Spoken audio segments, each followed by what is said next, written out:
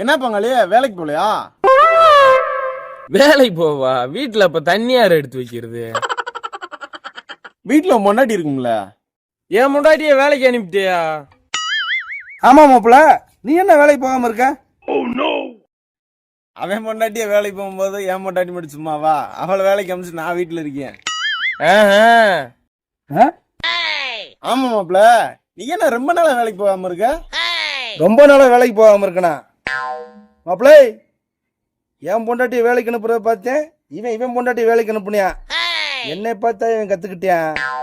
நீ அப்படித்தேன். என்ன மாப்பிள, உங்களுக்குலாம் சீனியரியா?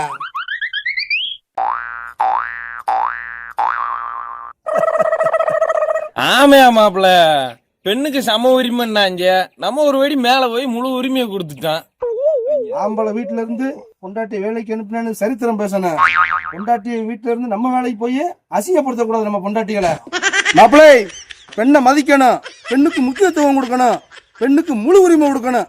அதை நம்ம 3 பேரை கரெக்டா செய்யணும். அப்பதாயா வருங்கால இளைஞர்கள் நம்மளை பார்த்து இதை கடைபிடிச்சு நல்ல ஒழுக்கமா வாழுவியா.